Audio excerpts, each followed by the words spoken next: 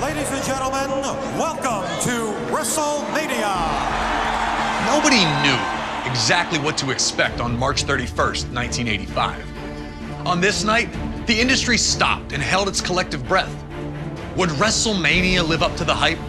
Would sports entertainment, the flawless mixing of WWE superstars with other celebrities from music, film, and sport, prove to be a hit with the fans? Every man and woman who laced up a pair of boots that night was taking a leap of faith, knowing that they would sink or swim as the event did. With over 19,000 people in the legendary New York arena that night, this would be the most important night in the history of WWE. Lucky for all of us, it was a success, and it formed the foundation for what is without a doubt the quintessential event of the year in sports entertainment. It has constantly grown, pushing the industry to the limits with every blockbuster encounter, every record broken, and then broken again. It's a destination, a fuel for the dreams that burn in those who hope to one day compete. Entire streaks have been built simply based on the results from that one event. Year after year, a simple point to a sign informs everyone that you're being challenged. Winning's always sweet. Winning a WWE championship is even sweeter. But for some reason, nothing can compare to standing tall on the grandest stage of them all. A Sunday night gathering at the arena has, over time, transformed into the monster two-day extravaganza that fills mammoth stadiums with people traveling from all over the world to be there. At WrestleMania, one will experience the highest of highs and the lowest of lows, all done in the name of chasing glory. I'm Corey Graves, and I'd like to welcome you to the WWE 2K24 showcase of the Immortals. Here we will spotlight some of the biggest, craziest, most jaw-dropping, action-packed matches in WWE history. It'll be on you to retrace the historical footsteps by way of our showcase objectives and lead these titans of industry to victory. This year, as WrestleMania turns 40, let's look back at the journey to get here together and relive some of the most memorable moments from WrestleMania's past. The first WrestleMania set the stage for everything that was to follow. All the way around the world. Now you know what it's all about, brother. Celebrities were out in full force, showing that this was the place to be. WrestleMania 2 pushed the boundaries, taking place in 3 different locations: New York,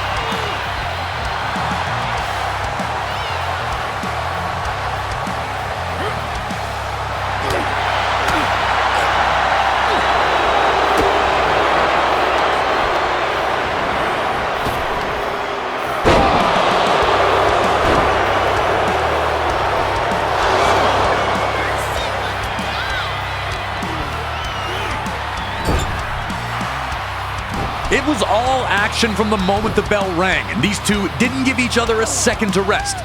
Ricky Steamboat fighting to avenge a career-jeopardizing attack months earlier by not only defeating Savage in the ring, but also ending his reign as Intercontinental Champion. The aggression was almost uncharacteristic from Steamboat. Was Steamboat too angry? And would that lead him to making a costly mistake?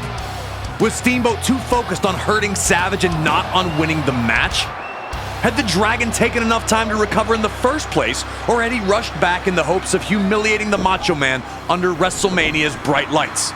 Surely the presence of Miss Elizabeth's not-so-secret admirer, George the Animal Steele, was going to be a distraction to the Macho Man, who'd look to keep Steele away from his manager at all times. Could Savage shut all that out and lock in on his challenger? Despite the external factors, these two appeared to be firing on all cylinders once they settled in. There was a real sense that this match could be, and was going to be, something special. The fans were captivated by the constant back-and-forth battle, with no one really able to maintain any type of control in the early portion of the match. The Macho Man appeared almost thankful to get a moment to himself after dumping Steamboat back to the floor, letting you know that Savage understood he was in a fight unlike any other he'd been in before. Things were only getting started.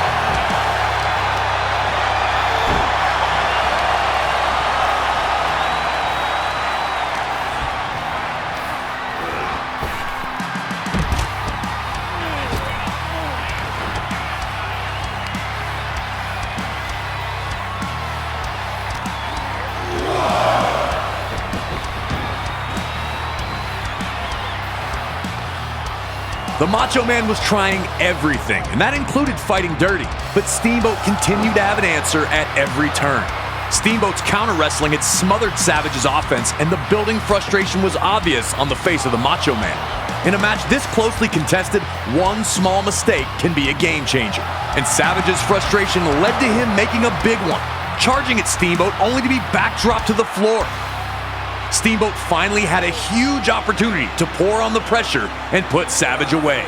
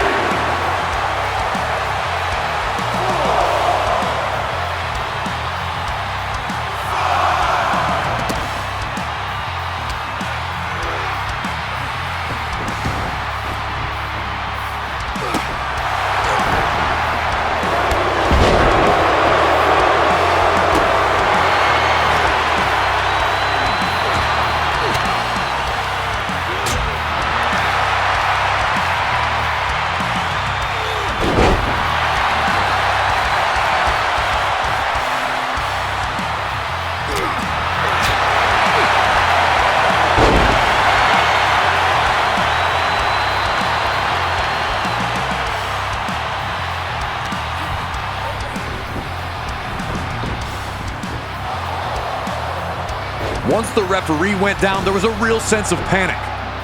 Savage quickly hits his flying elbow, but obviously there was no official to count. The Dragon was grounded for now, but there was no way Savage had already put his fire out. After all the two had gone through, how was it going to end?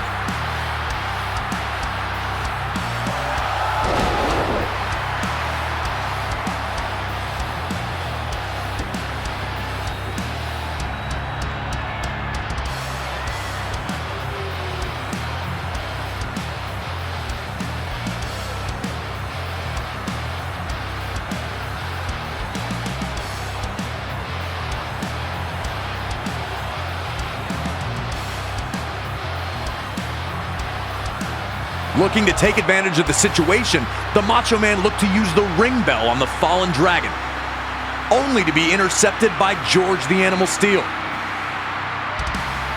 Macho Man, choosing to retaliate against Steel instead of getting back to Steamboat, ultimately ends up being the decision that costs him.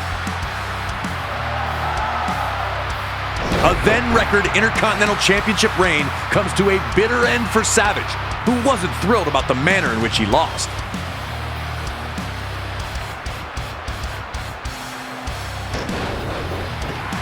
And Steamboat's counter wrestling remains the key to this match, once again getting him out of trouble and earning him the victory.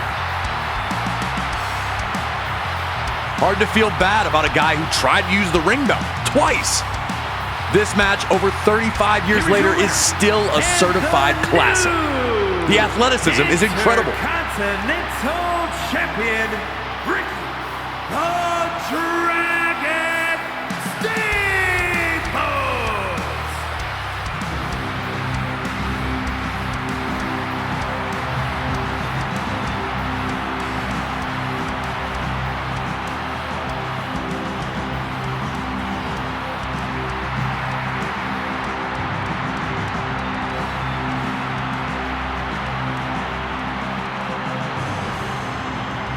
Long tortured by Randy Savage, both the Dragon and the Animal's elation is easy to see as they're carted back to the locker room. Put this match on a loop and I'd never get bored. I love Steamboat versus Savage.